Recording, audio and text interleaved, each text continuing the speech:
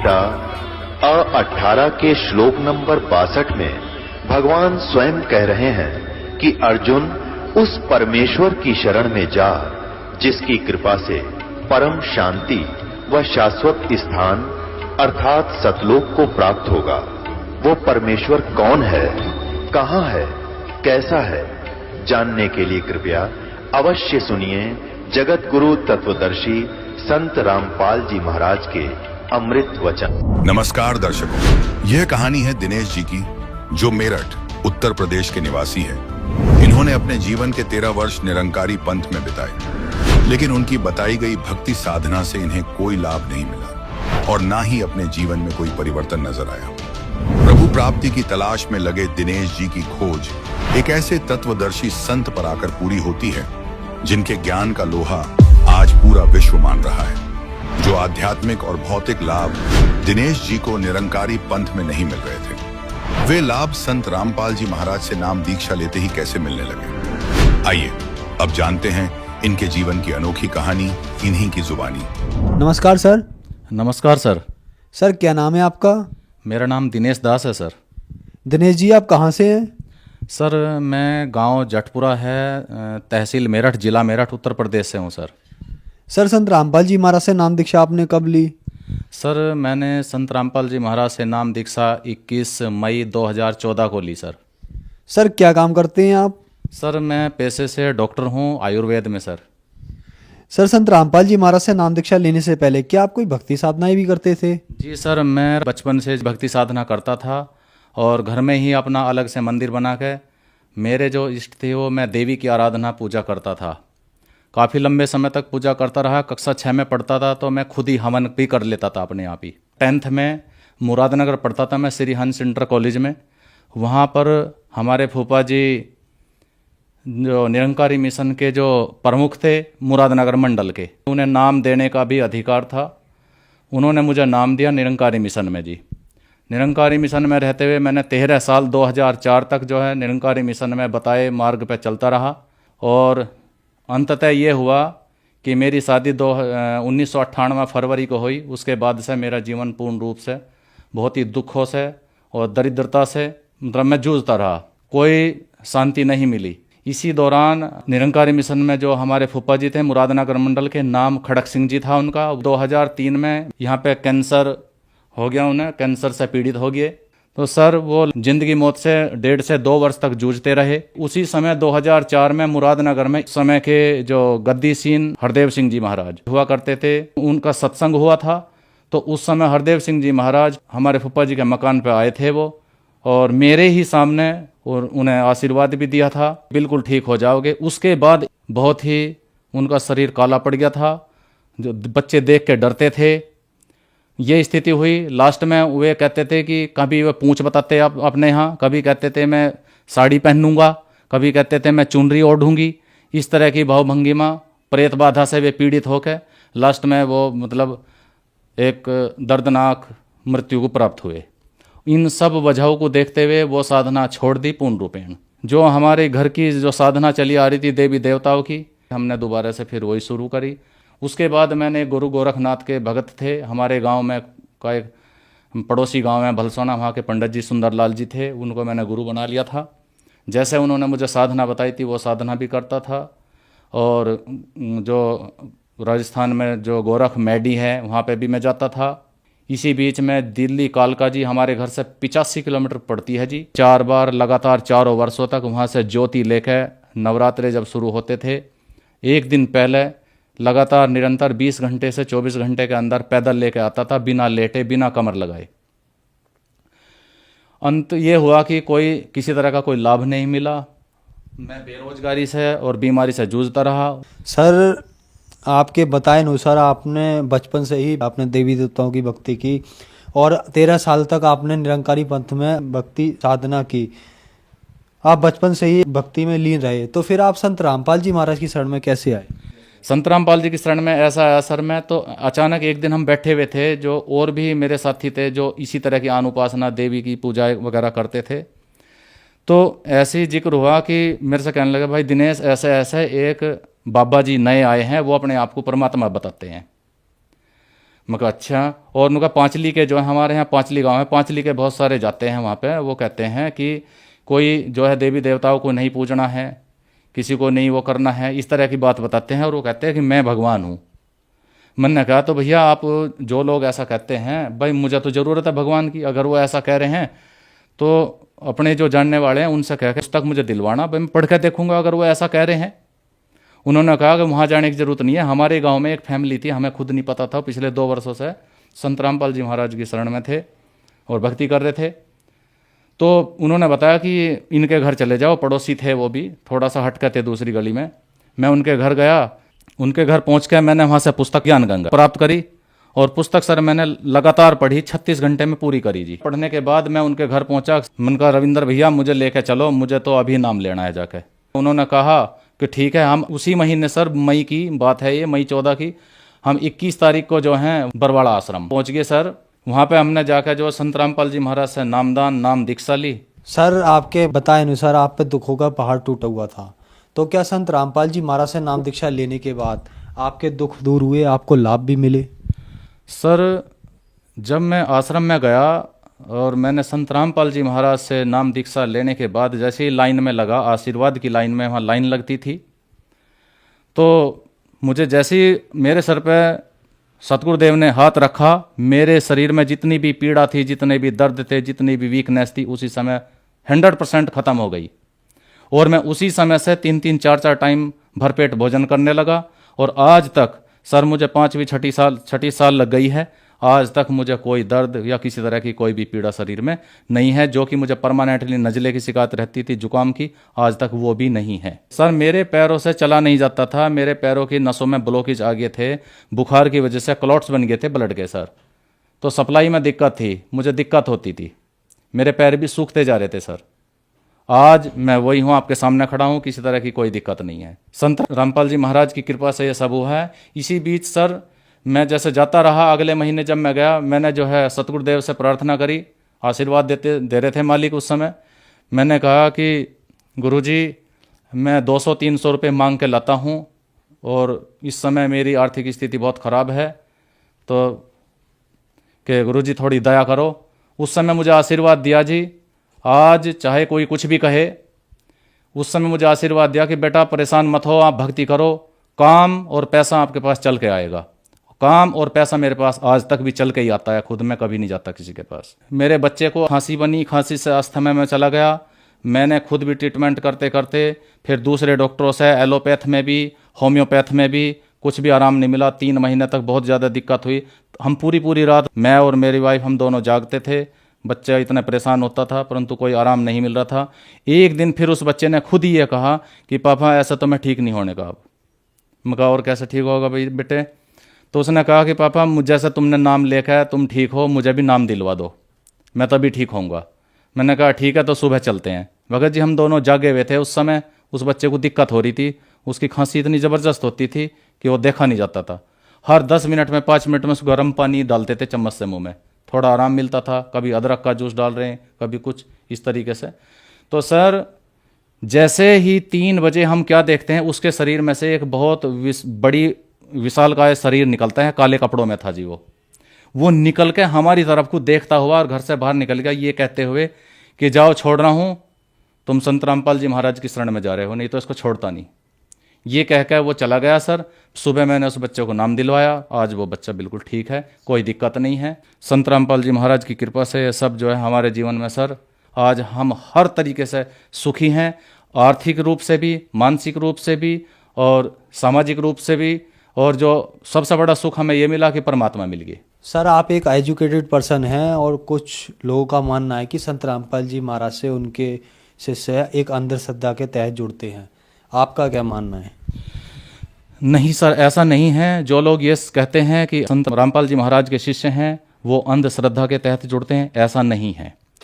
क्योंकि संत रामपाल जी महाराज जी ने जो साहित्य लिखा है, बहुत सारी पुस्तकें हैं। गीता तेरा ज्ञान अमृत है, जीने की राह है, ज्ञान गंगा है, अंधश्रद्धा भक्ति खतराए जान है, बहुत सारी पुस्तकें लिखी हैं।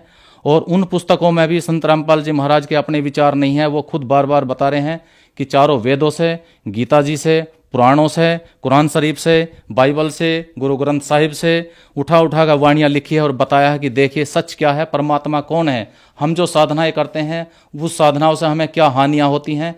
संत रामपाल जी महाराज ने ये सारी चीज़ें ओपन कर दी हैं। सब साहित्य उनका जो है उसमें सारी चीज़ें दर्शाई गई हैं। हमें कैसे साधना करनी चाहिए, किसकी साधना करनी चाहिए, वेद किसकी गवाही दे रहे हैं, परमात्मा कौन है, ये सारा जिक्र किया गया है। अगर पढ़ा लिखा समाज है तो उनकी लिखी रचित पुस्तकों को पढ़ें, उसके बाद निर्णय लें। सर, संत रामपाल जी महाराज से नाम दीक्षा कैसे ले सकते हैं? अब टीवी चैनल्स पे, बहुत सारे चैनल्स पे संत रामपाल जी महाराज का सत्संग चलता है। उसमें नीचे की और एक पट्टी चलती है, उसमें आश्रम के कुछ नंबर्स दिए होते हैं। आप उन नंबरों पर संपर्क करके आप वहाँ से अपने ज़िले के अनुसार, संत रामपाल जी महाराज ने हर जिले में जो है नामदान सेंटर खोले हुए हैं, वहाँ पे जाकर आप संत रामपाल जी महाराज से नाम दीक्षा ले सकते हैं। सर, जो श्रद्धालु आज आपको देख रहे हैं और वो भी किसी न किसी तरीके से बीमारी से, नशे से परेशानियां ग्रस्त है, उनके लिए आप क्या कहना चाहेंगे? सर, आज जो समाज, चाहे वो अनपढ़ है, अनपढ़ तो बहुत कम रह गया है, चाहे वो पढ़ा लिखा है, आज बहुत सारी बीमारियों से, जैसे शराब है, जुआ है, व्यभिचार है, इन नशा है या मांस खाना, इन सब से पीड़ित हैं। अगर इनसे बचना है तो सर, मैं भी, क्योंकि मैं शराब भी पीता था, बीड़ी सिगरेट भी पीता था और मतलब मुर्गे बकरे भी खाता था। जब से रामपाल जी महाराज की शरण में आया हूँ, मेरा ये सब जितने भी दोस्त थे वो सब छूट गए हैं। और मैं तो सर्व समाज से यही प्रार्थना करता हूँ कि आप भी जल्दी से जल्दी संत रामपाल जी महाराज की शरण ग्रहण करो और सभी इन दुर्व्यसनों से और नशों से छुटकारा पाओ और सुखमय जीवन जिए। धन्यवाद सर।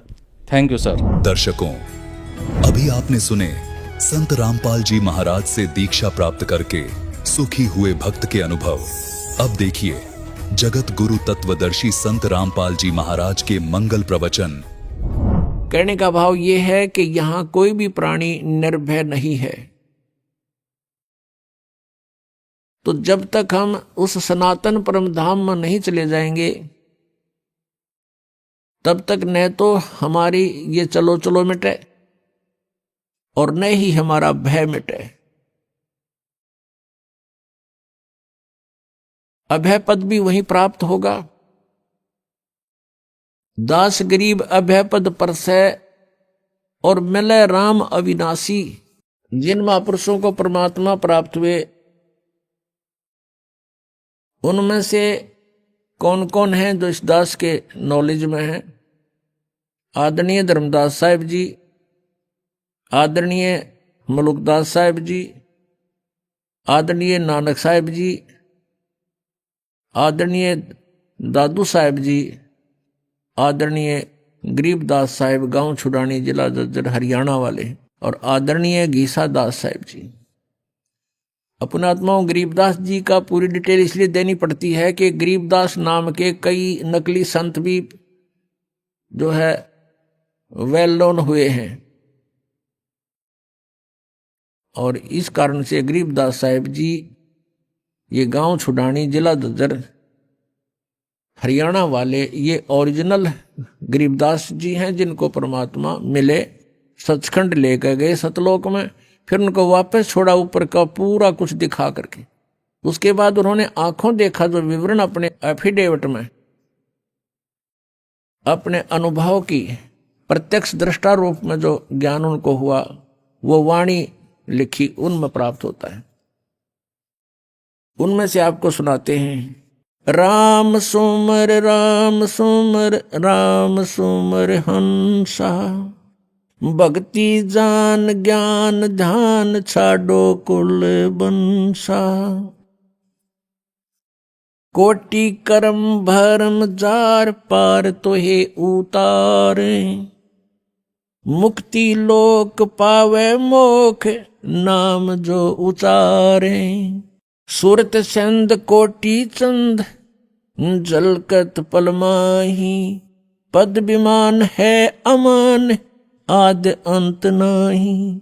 नराकार अधरधार वार पार नाही, व्यापक है महबूब खूब धूप है न छाई। संकतूर दर जहूर झिलमिल झिलरंगा, सुने नाद संग साध, चरण कोटि गंगा। अरस कुरस नूर दरस, तेज पुंज देखा, कोटि बान साच मान, रोम रोम पेखा। अमृत रस अमी खीर, खुर्दनी खुशहाली, प्याले मस्ताक पाख, लालन शेर लाली। नाद बिंद घट आकार, दे गिरे नाही, निर्मल निर्दोंद ऐन, देखते ही होवे चैन, पलकन के माही। आद मूल रतन फूल, सवेत पद सुभाना, गरीब दास जहां बास, दरस में दीवाना। आदरणीय गरीबदास साहब जी कहते हैं कि राम सुमर राम सुमर, राम सुमर हंसा,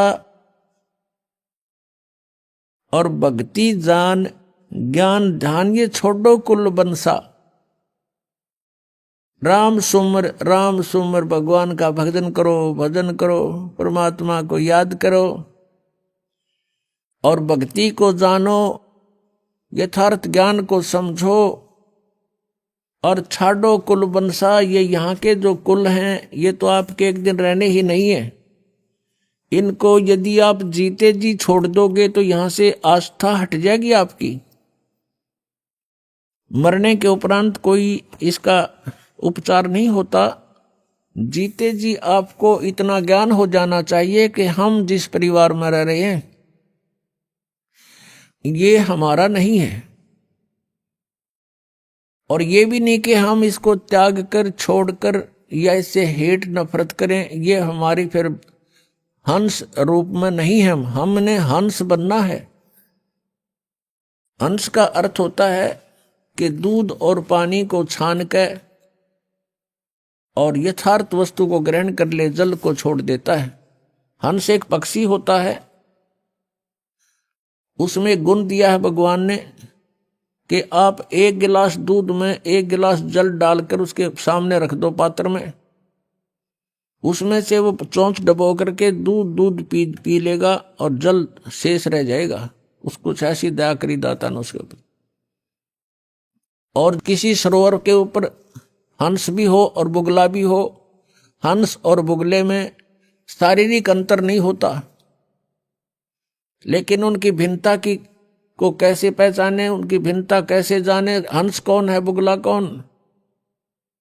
उनकी पहचान होती है कि जैसे बुगला जो होता है वो मोती नहीं खाता, वो मछली खाता है, गोगे खाता है, कीड़े मकोड़े खाता है, जल के जंतुओं को खाता है, लेकिन हंस नहीं खाता। हंस केवल मोती खाता है, नहीं तो भूखा मर जाता है। तो कहने का भाव ये है, विकार तो ये मछली और अन्य कीट समझो, और निर्विकार यानी जो बुराइयां ना करे, बीड़ी शराब मांस तंबाकू चोरी जारी ठगी बकवाद, ये ना करने वाला हंस होता है, और ऐसे करता है वो बुगला होता है। ऐसे ही मानव शरीर में भगत और अभगत का शारीरिक डिफरेंस नहीं होता, उनकी क्रियाओं से पता चलता है। तो हमने क्या कहा गरीबदास साहब जी ने कि राम सुमर राम सुमर राम सुमर हंसा।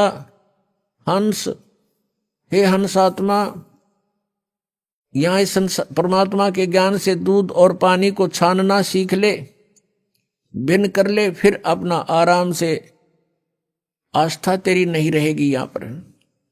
अब ये नहीं कि परिवार के प्रति आपका कोई लगाव ना रहे, ये तो ये समझना चाहिए जब आपको ज्ञान हो जाएगा पुण्यात्मा, गणीकरण की आवश्यकता ना पड़े।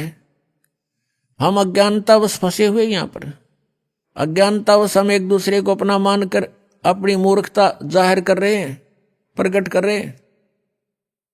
अब जैसे आप जी के घर पे संतान है, पुत्र या पुत्री, ये आपकी नहीं है, आपने तो इसके ऊपर एक कवर डाल रखा है, वो है आपका शरीर, बॉडी। आप किसी की बच्चे पे या किसी की बेटी पे अपना कोई कपड़ा सिला के पहना दो उसको और फिर कहो मेरा है, तो कितनी समझदारी है आपकी। या समझदार को संकेत बहुत होता है। ऐसे सभी आत्माएं परमात्मा की हैं और आपने इन पे कौर डाल लिया, अपने मटेरियल से शरीर दे दिया इनको बनाकर, लेकिन फिर इनको अपना मान लिया। इनको आप अपना ना मानकर परमात्मा का मानो, मालिक का मानो, आप नौकर जानो उस परम पिता की, तो आसानी से आप इस जीवन को पार भी कर लोगे। भगवान से डरते हुए आपने इनके साथ रहना है कि मालिक के बच्चे की आत्मा नहीं दुखानी चाहिए।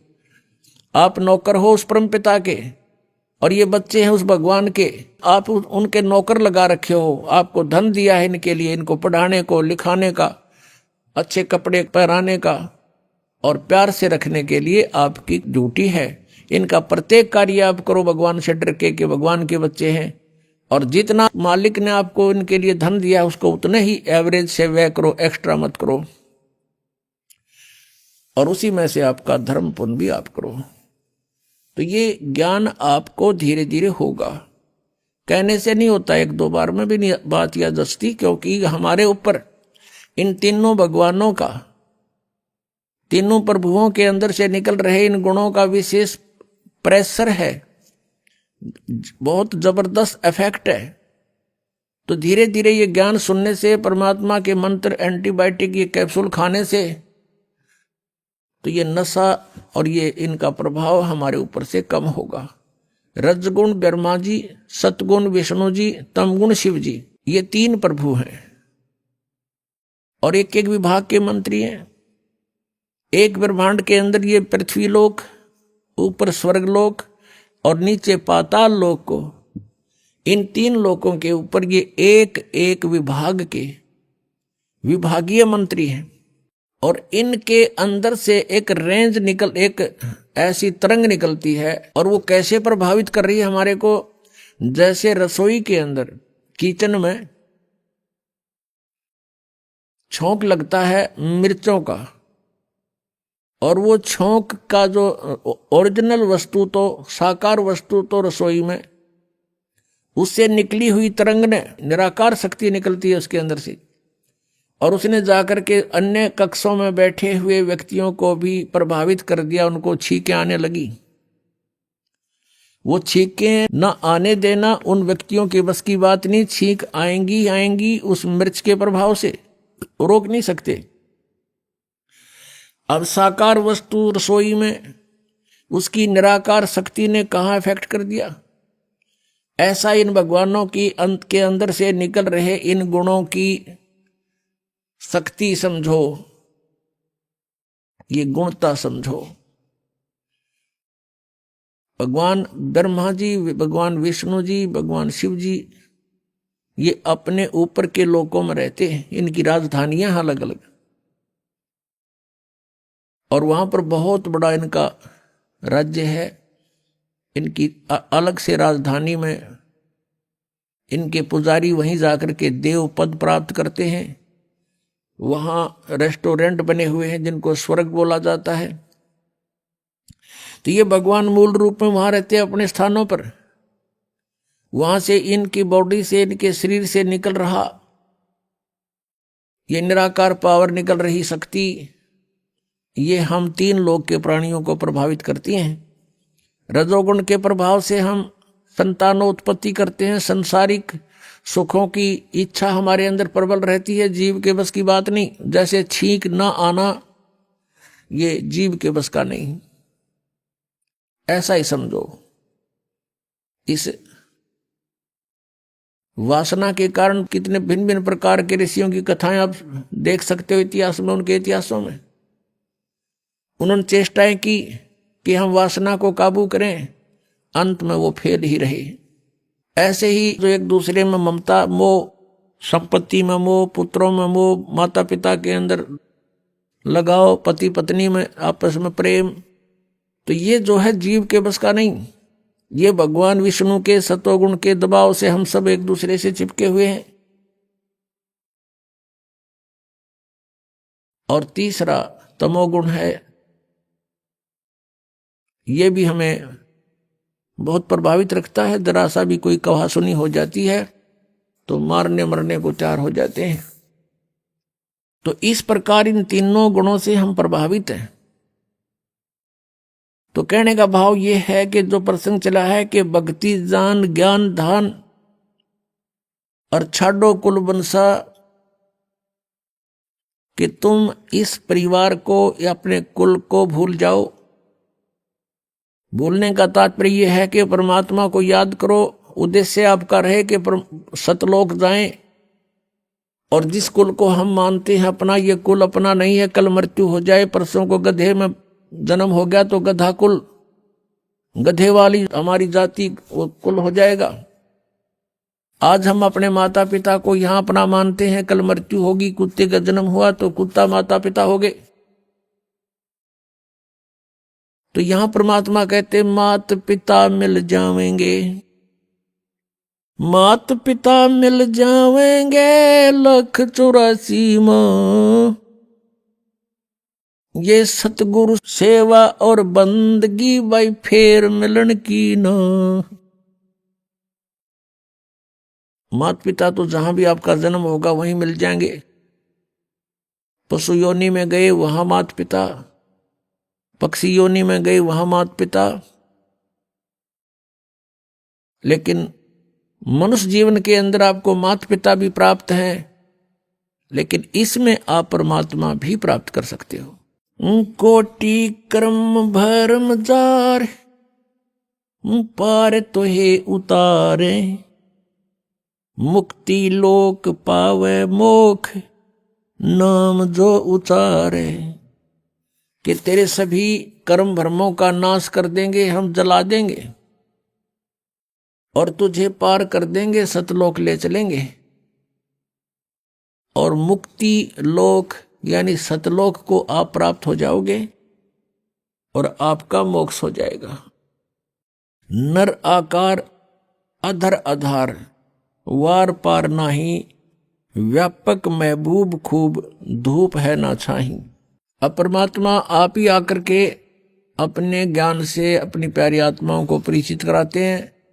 और परमेश्वर कहते हैं चारों युग में संत पुकारे, को के कहा हम हेल रे, हीरे माणक मोती बरसे, ये जग चुगता ढेल रे।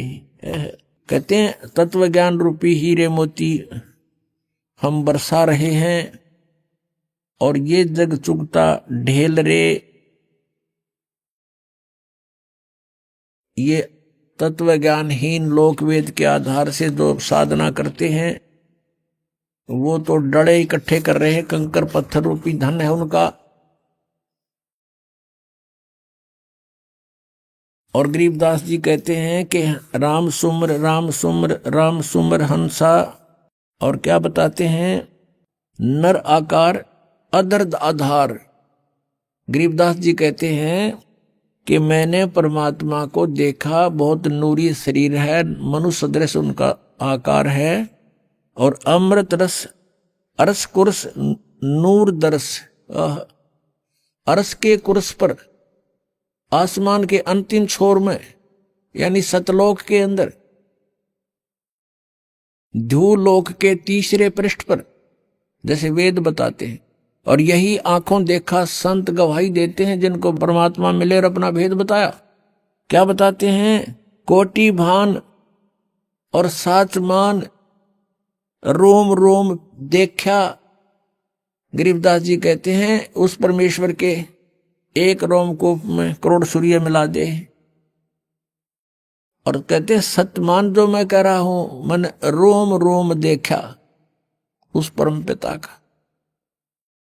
तो पुण्यात्माओं, सबसे पहले तो हमें यह विश्वास हो कि हम जिसको भगवान माने हुए हैं, जान रहे हैं, वो भगवान भी है कि नहीं। और फिर ये देखना कि हम जिस विधि से परमात्मा पाने की ट्राई कर रहे हैं, एफर्ट कर रहे हैं, वो वास्तव में वो हमारा जो एफर्ट है वो सक्सेस होने वाला भी है कि नहीं, सफल होगा कि नहीं। अब जैसे ये तो ज्ञान हो गया कि पृथ्वी के अंदर नीचे मीठा जल है, शीतल। अब उसको प्राप्त करने का तरीका कौन सा है? किसी ने लकड़ी की डंडी दे रखी है, कहती इससे खोदो, उन लकड़ियों से खोदने से वो जल प्राप्त नहीं हो सकता। उसका एक प्रॉपर वे है, उसका एक विशेष प्रोसेस है, प्रोसीजर है। जैसे हैंडपंप लगाना होता है तो उसमें बोकी लगाई जाती है, एक यंत्र होता है बोकी, लोहे की पाइप का ही, और पाइप के अंदर डालकर उसको ऐसे ऊपर नीचे मारना शुरू करते हैं, मिट्टी बाहर निकालते रहते हैं, अंदर जाती रहती है पाइप। ये तरीका है उस जल के यानी हैंडपंप लगाने का, यानी शीतल जल पाने का। ज्ञान तो केवल इतना बताएगा कि ये परमात्मा है और वहां रहता है, और वो मिलेगा कैसे, वो भी ज्ञान बताएगा। तो वो जो कैसे मिलता है वो विधि एक ही है, अन्य नहीं हो सकती। तो इस प्रकार से वो साधना हमारे सदग्रंथों में वर्णित है कि ऐसे भगवान मिलता है इन मंत्रों के जाप से। और जिन्होंने परमात्मा पाया है और जिनको भगवान मिले हैं, उन्होंने जो ज्ञान बताया है उसी के आधार से उन्होंने साधनाएं की हैं, उनको परमात्मा पाया, उन्होंने भी यही बताया है कि ऐसे ही हमने साधनाएं की, इन मंत्रों का जाप किया, हमारा कल्याण हुआ। यहाँ गरीबदास जी महाराज जी कह रहे हैं कि कोटि भान और साची मान सतमान, रोम रोम देखा, रोम रोम देखा हमने भगवान का। ये निराकार बताते हैं, ये झूठ बोल रहे हैं। आगे क्या बताते हैं? आज कला हाली जियो कल किसको होई, यो तन माटी में मिले जाने सब कोई। इस बात को सब जानते हैं, मृत्यु भी होगी और ये मिट्टी में मिट्टी भी मिलेगी। फिर भी हम सतर्क नहीं होते। उसके लिए बताते हैं संतजन कि आपके बस की बात नहीं है, इन तीनों गुणों के प्रभाव से आप इतने जबरदस्त प्रभावित हैं। परमात्मा आकर चले गए, हमने ज्ञान सुना के सुख देगे निरे बिना गिनती के। जब भगवान कबीर परमेश्वर जी 120 वर्ष उस दूसरे प्रकार की शरीर की स्थिति से एक नवजात शिशु का रूप धारण किया, धीरे धीरे बड़े हुए, बचपन से ही सत्संग यानी वचन परमात्मा के ज्ञान प्रचार शुरू किया। उस समय जो भी मालिक की शरण में आया उनको सुख दिया, क्योंकि हम उस कबीर परमात्मा के बच्चे हैं। और अपना बच्चा अपने माता पिता से दुखी नहीं देखा जा सकता। जो भी उसके पास आता है, कोई भी उसकी पीड़ा है, उसको तुरंत राहत दिलाते हैं। तो ऐसे ही परमात्मा समर्थ है, वो स्वयं ही अपने सब सुख दे सकते हैं अपने बच्चों को। तो वो भी आकर चले गए और कहते थे, हम ये अलखला हैं कुतुब गोश और पीर, गरीबदास खालिक धनी हमरा नाम कबीर। और आदरणीय रामानंद जी को मिले, महर्षि रामानंद पंडित जी को मिले थे, बड़े विद्वान पुरुष माने जाते थे। उनका भ्रम निवारण किया और उनसे कहा था, ए स्वामी सृष्टा में और सृष्टा मेरे तीर, दास गरीब अधर बसूं, मेरा नाम कबीर, ऊपर रहता हूं मैं अधर सतलोक में, और सारी सृष्टि का रचने वाला सृष्टा मैं ही हूं और मेरा नाम कबीर। और फिर आंखों देखकर आदरणीय रामानंद साहब जी को भी परमात्मा सचखंड लेकर गए थे, वापस छोड़ा उनको। तब रामानंद जी ने कहा था, दोहू ठोर है एक तू भया एक से दो, गरीबदास हम कारणे तुम आए हो मगजो। यहां पर जो गरीबदास जी का नाम साथ में आता है, ये गवाह हैं परमात्मा के। जैसे तुलसीदास जी ने लाखों वर्ष पहले की रामायण को यानी घटनाओं को जो श्री रामचंद्र जी के साथ बीती थी, उसके लाखों वर्ष पश्चात अब कलयुग में अपनी भाषा में चित्रार्थ कर दिया एज इट इज ज्यों का त्यों, क्योंकि उनकी दिव्य दृष्टि खुल गई थी। जिनकी दृष्टि खुल जाती है वो आगे पीछे का बहुत जानकारी प्राप्त कर सकते हैं। इन दिव्य दृष्टियों में भी अंतर होता है। जैसे सूक्ष्मदर्शी दूरबीन होती हैं, उनकी रेंज भी होती है, ऐसे ही इनकी भी दिव्य दृष्टि थी। लेकिन जो गरीबदास जी को दिव्य दृष्टि मिली वो बहुत पावर की थी, और इनकी दिव्य दृष्टि जो तुलसीदास जी को मिली थी, ये इन स्वर्ग लोकों से ऊपर नहीं देख सकते थे। और गरीबदास जी ने सब ब्रह्मांडों को देखा, यहीं बैठे देखा। स्वयं भी साथ जाकर देख कर आए थे, उसके बाद उनकी दिव्य दृष्टि खुल गई, तो यहां बैठे भी सब देखा करते थे। तो उन्होंने भी 600 वर्ष पहले जो परमात्मा आए थे, जो लीला करके गए थे बनारस काशी में जुलाहे के रूप में, वो सब आंखों देखा उस समय का। क्योंकि ये क्रियाएं समाप्त नहीं होती, ये चलचित्र की तरह प्रत्येक प्राणी के अंतःकरण में फीड हो जाती हैं। जैसे इंटरनेट में जो डाली हुई मैटर है वो सब अपने कंप्यूटर में डाल सकते हैं, विद्यमान रहता है। तो जिसने उसको डाउनलोड कर और देखना शुरू कर दिया तो सब कुछ देख सकता है। ऐसे ही जानो। तो गरीबदास जी ने परमात्मा के ये सब लीलाएं जो हुई थी वो प्रत्यक्ष दृष्टा है, इसलिए गरीबदास जी का नाम इसमें साथ आता है। तो आदरणीय रामानंद साहब जी कह रहे हैं कि तुम साहेब तुम संत हो, तुम सतगुर तुम हंस, गरीबदास तेरे रूप बिना और न दूजा अंश। तुम ही परमात्मा हो, तुम साहेब तुम संत हो, तुम ही यहां संत रूप में एक तत्वदर्शी संत की भूमिका भी आप ही कर रहे हो। और तुम सतगुरु तुम हंस, आप ही सतगुरु हो, सच्चा ज्ञान देने वाले और अधिकारी नाम देने के। और तुम ही हंस हो, हंस अर्थात जो एक भक्त के अंदर जो गुण होने चाहिए वो भी कहते हैं हे परमात्मा आप में ही विद्यमान है। और आपके बिना, आपकी शक्ति के बिना या और न दूजा अंश, आपकी शक्ति से ही सब ब्रह्मांड चल रहे हैं। आपकी शक्ति से 6 प्राणों में ये शक्ति है चलने और बोलने की। हे परमात्मा तेरे बिना तो कुछ भी नहीं है। तो इस प्रकार यहां गरीबदास जी के बता रहे हैं। और वह चित्रण जो किया था एजिटी चलचित्र देखकर गरीबदास जी ने सारा कुछ लिखा था। तो वो बता रहे हैं कि वो परमात्मा दोहू ठौर है एक तू, ऊपर सतलोक में अपने यथार्थ रूप में करोड़ सूर्य मिला दे करोड़ चंद्रमा, ऐसा रूप है भगवान का। ऐसा एक रोमकूप की शोभा है। तो साकार है, रोमकूप है, साकार है, और हंस जाकर उस पर चंवर करते।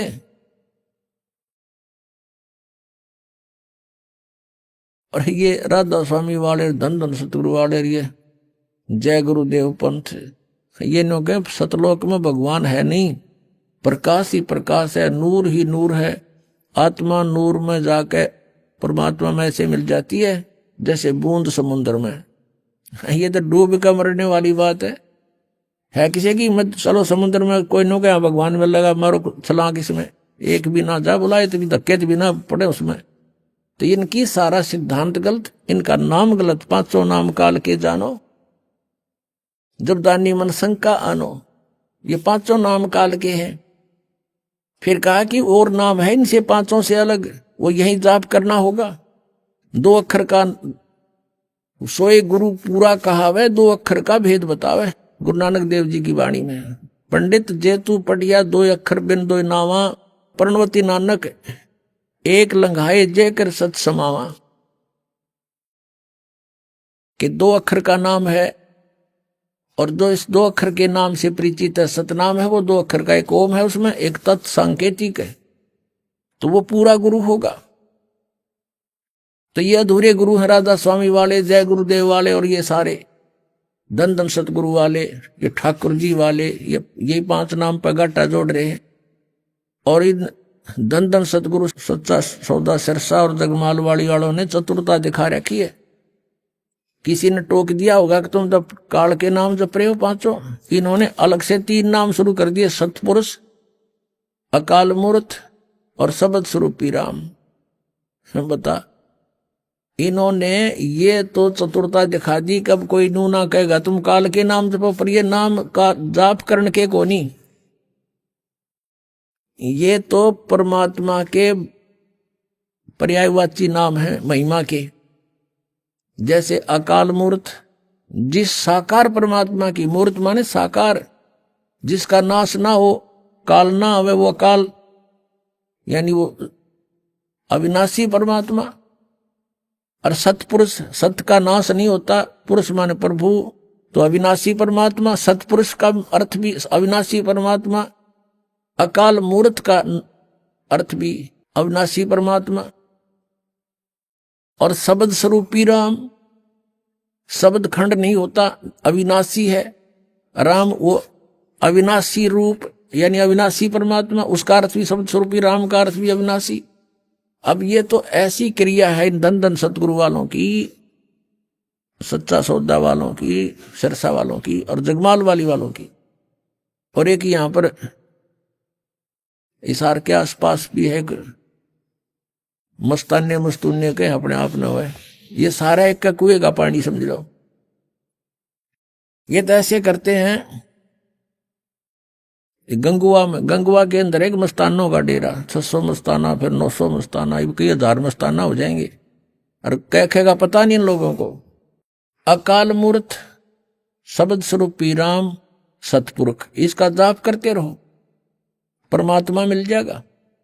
अरे ये तो भगवान की उपमा है। जैसे जल पानी नीर, जल पानी नीर, जल पानी नीर, ये करते रहो सारी उम्र, ना जल मिले कुछ नहीं मिलेगा। उसके जल पानी नीर जिसको तुम बोलते हो, उसको पाने का प्रोसेस अलग है, प्रोसीजर न्यारा है। बोकी लाओ, मशीन लाओ, बोकी पाइप लाओ और फिर उसमें संग्रह वो करो प्रोसीजर। और वो है सतनाम के 2 अक्षर का। सतनाम का जो जाप है 2 अक्षर का है वो। उसमें एक ओम है और एक तत्व है गुप्त, जिसको सतनाम प्राप्त हो चुका है वो समझ सकते हैं इसको। तो उस सतनाम की बोकी श्वास उस श्वास से लगानी पड़ेगी। अब जैसे बोकी लगाते लगाते नीचे चले गए, मिट्टी बाहर डालनी है, पाइप अंदर चली जाती रहेगी, बोकी से मिट्टी बाहर डालते रहेंगे और वो पाइप चली जाएगी जल तक। अब जल तक पहुंचाने का काम है इस 2 अक्षर के नाम का, यानी बोकी और पाइप का। उसके बाद फिर सार नाम है, यानी सतनाम के जाप से हम 21 ब्रह्मांड पार कर सकते हैं और 7 संग ब्रह्मांड इस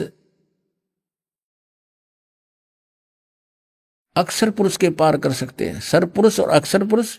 और तीसरा है परम अक्षर पुरुष। उस परम अक्षर पुरुष के लोक में स्थायी स्थान पाने के लिए वो सार नाम है, उसको आदि नाम भी कहते हैं। सार नाम कहो, आदि नाम कहो। अब क्या बताते हैं परमात्मा स्वयं आए थे कबीर जी, कहते हैं सोहम शब्द हम जग में लाए और सार नाम हमने गुप्त छपाए। सार नाम का भेद नहीं खोला हमने। धर्मदास तो 1,00,000 दुहाई, ये सार नाम कई बार न जाई। सार नाम बार जो परही, बिचली पीढ़ी हंस नहीं तरही। तो ये आदि नाम अलग है। तो ऐसे फिर जो सार नाम है, जैसे बोकी ने अपना काम कर दिया, पाइप नीचे लोअर कर दी, जल तक पहुंच गई पर जल नहीं मिला इससे। अब मशीन लगानी पड़ेगी ऊपर, हैंडपंप की जो मशीन होती है जो हाथ से चलती है, वो समझ लो सार नाम है। और फिर उससे जो वस्तु मिलेगी वो भगवान है, वो जल है। उस सार नाम का भी आपने जाप करना है, प्रयत्न करना है, हैंडपंप को हिलाना है और फिर जल निकलेगा। ऐसे वो जल पानी नीर प्राप्त होगा, ऐसे वो सतपुरुष प्राप्त होगा। ये बिल्कुल अपना गलत प्रोसीजर है इन लोगों का। ये 3 और 5 नाम वाले सीधे नरक में जाएंगे, इनका मोक्ष नहीं है। पुण्यात्माओं, दास का उद्देश्य किसी की आलोचना करना नहीं, लेकिन आत्मा रो रही है कि लाखों करोड़ों जीवों को बर्बाद किए बैठे हैं ये राधा स्वामी, धन धन सतगुरु, जय गुरुदेव। और ये कहाँ ले जाएंगे इनको, ये निरंकारी वाले ये सारे, इनको कह का पता नहीं। ये काल के दूतों का काम कर रहे हैं। बात करते हैं सचखंड की, कह का पता नहीं, सतनाम का, इन आज तक सतनाम का नहीं पता इनको। इनके जो राधा स्वामी पंथ जहां से चला है उनका शुभ नाम है श्री शिवदयाल सिंह जी, और उसको ये इबरादा स्वामी भी कहते हैं।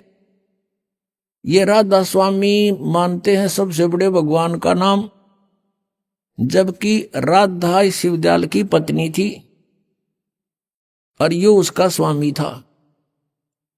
उसकी पत्नी का नाम तो कोई और था, लेकिन उसको लोग राधा कहने लग गए थे। अब उसका जो छोटा भाई था शिवदयाल जी का, प्रताप सिंह, वो अपनी भाभी को राधा कहता था और भाई को कृष्ण मानने था, इसलिए राधा स्वामी कहने लगे। जैसे उमा स्वामी कहते, उमा स्वामी, उमा माने पार्वती और स्वामी उसका पति, उमा स्वामी का अर्थ हो गया शंकर भगवान। तो राधा स्वामी का अर्थ हो गया राधा का पति यानी शिवदयाल। ये शिवदयाल की भक्ति कर रहे हैं और शिवदयाल बन रहा भूत। बुक्की में बोला पड़ी शिष्या में, तो कहाँ जाएंगे ये भोली आत्मा? कुछ तो सोच लो बुद्धिमान हो, आज कंप्यूटर तो ही बना लिए और इंटरनेट बना लिए। अभी आपने सुने संत रामपाल जी महाराज के मंगल प्रवचन। आइए अब सुनते हैं संत रामपाल जी महाराज से नाम दीक्षा लेकर सतभक्ति करके अद्भुत लाभ प्राप्त करने वाले अनुयायी के विचार। नमस्कार दर्शकों, ये सच्ची कहानी कमला जी की है, जो अलवर राजस्थान की रहने वाली हैं और स्वयं पेशे से शिक्षिका हैं। इन्होंने अपने जीवन का एक लंबा समय राधा स्वामी पंथ में बिताया, लेकिन इसके बावजूद उनके जीवन को भूत प्रेत जैसी गंभीर समस्याओं ने इस प्रकार घेर रखा था कि उनसे छुटकारा पाना असंभव सा लगता था। आइए आज कमला जी से जानते हैं कि भूत प्रेतों की परेशानी से घिरे उनके जीवन में खुशियों ने किस प्रकार दस्तक दी। सुनते हैं कमला जी की कहानी उन्हीं की जुबानी। नमस्कार जी। नमस्कार जी। क्या नाम है जी आपका? मेरा नाम भगतमती कमला है।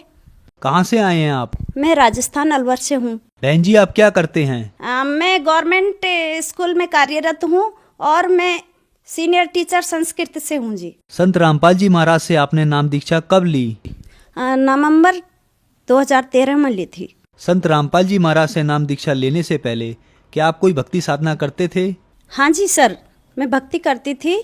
मैं शिव जी की भक्ति करती थी जन्म से ही, और उसके बाद नवरात्रा करने लग गई। उसके बाद मैंने हनुमान जी की भक्ति की, और उसके बाद सभी देवी देवताओं की, जैसे कि पारंपरिक तरीके से करते आ रहे थे पूर्वज, उनके अनुसार हम पूरी भक्ति किया करते थे।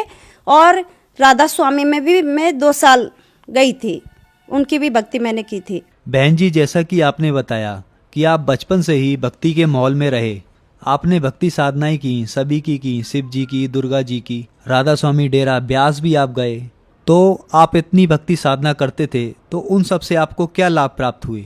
सर, मुझे उन भक्तियों से कोई लाभ तो हुआ नहीं, उसकी जगह मुझे बहुत हानि उठानी पड़ी। जैसे कि मेरे बेटे को काले कपड़ों में एक औरत दिखा करती थी और वह बहुत डर जाता था उससे। उसके कारण हम परिवार में बहुत दुखी रहने लगे।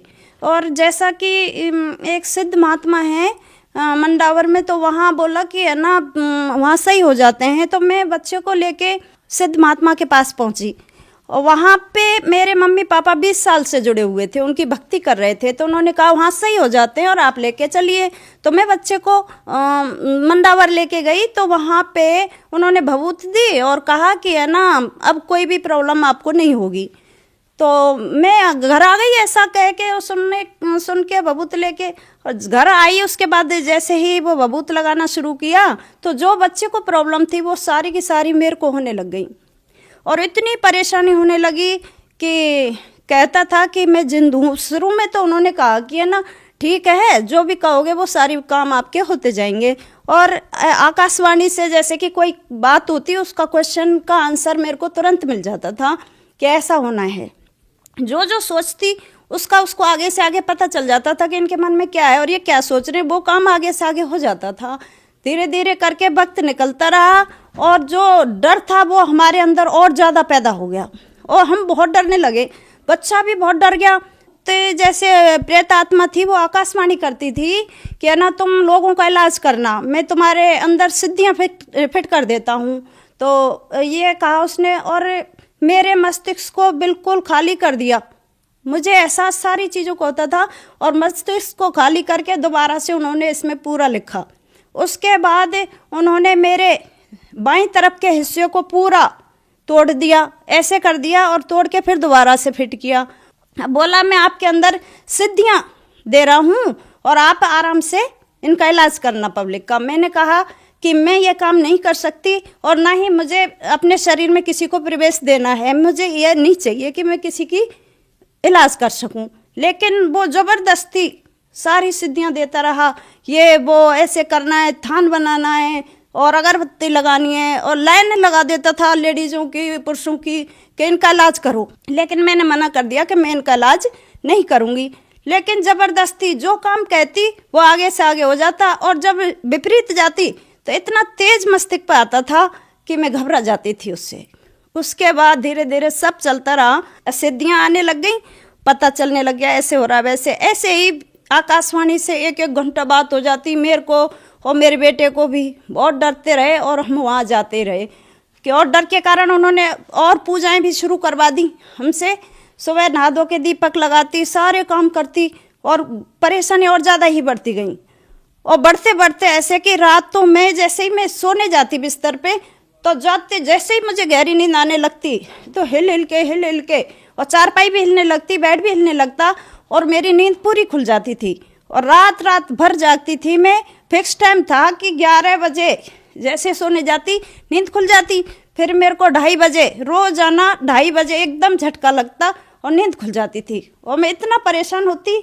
और लेकिन रात रात भर जागने के बावजूद भी मुझे यूँ नहीं लगता था कि मैं सोई नहीं हूँ। यह सब कुछ होते करते हुए चलता रहा। ऐसा लगता था कि मेरे साथ 2 शक्तियाँ हैं जो काम कर रही हैं। इससे मैं बेहद परेशान हो गई।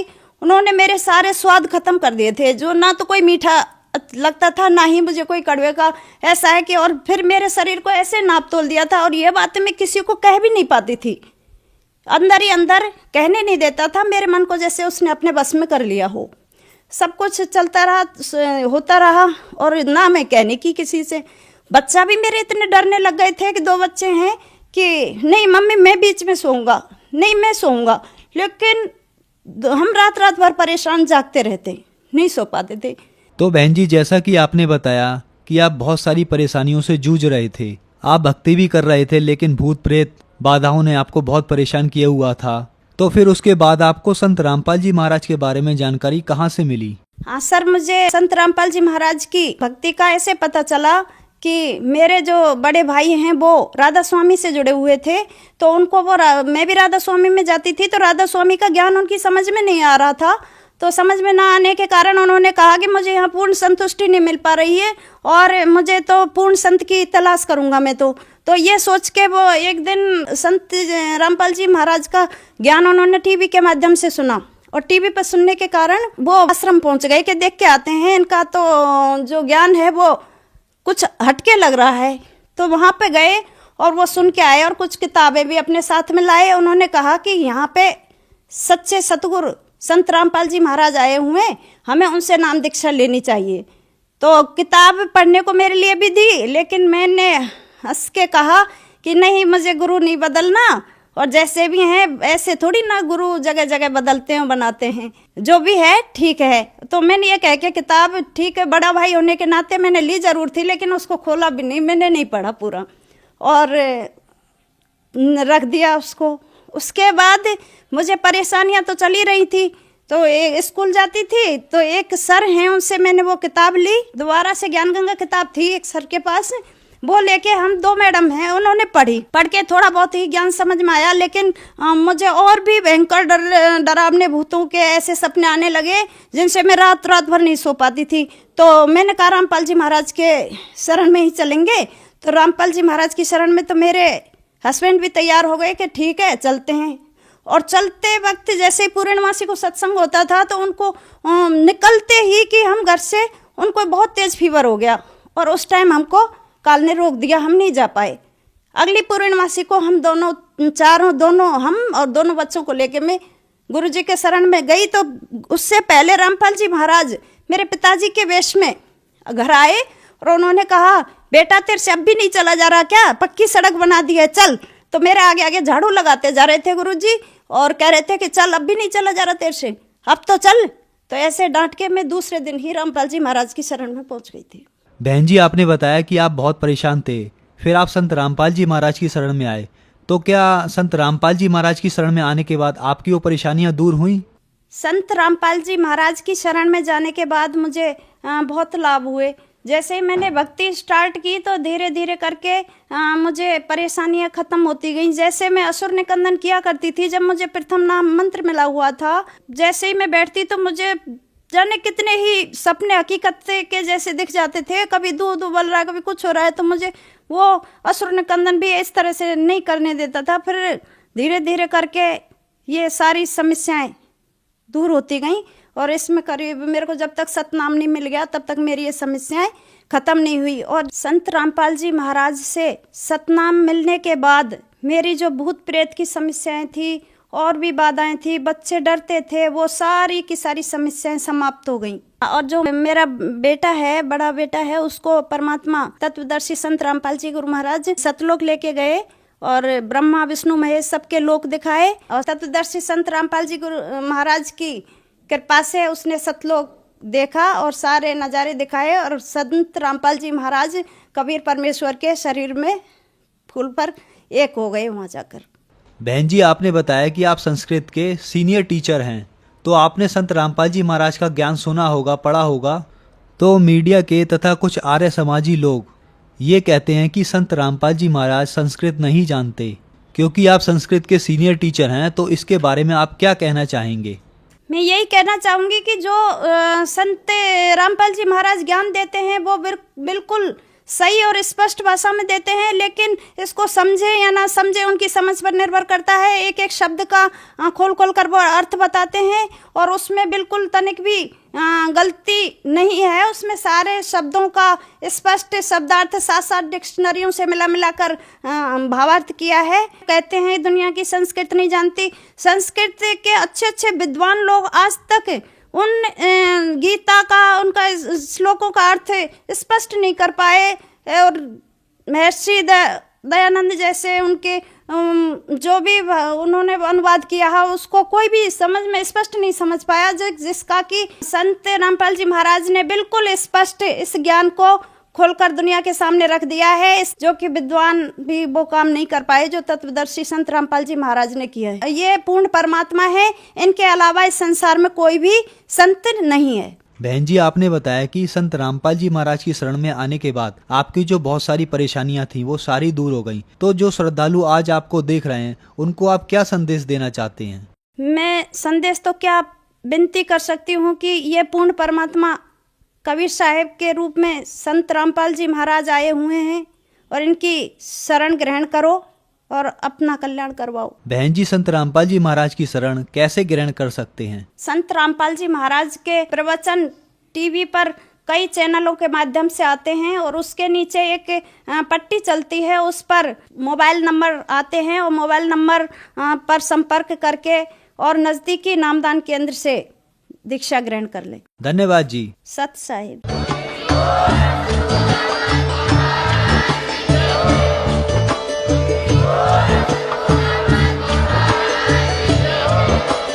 आप सुन रहे थे जगत गुरु तत्वदर्शी संत रामपाल जी महाराज जी के मंगल प्रवचन। अधिक जानकारी के लिए विजिट कीजिए हमारी वेबसाइट www.jagatgururampalji.org। संत रामपाल जी महाराज जी के शुभ आशीर्वाद से पूरे विश्व भर में 500 से भी ज्यादा नाम दीक्षा केंद्र हैं, जिन पर संत रामपाल जी महाराज जी द्वारा ऑनलाइन निशुल्क नाम दीक्षा दी जा रही है। अपने नजदीकी नाम दीक्षा केंद्र का पता करने के लिए संपर्क करें 8222880541।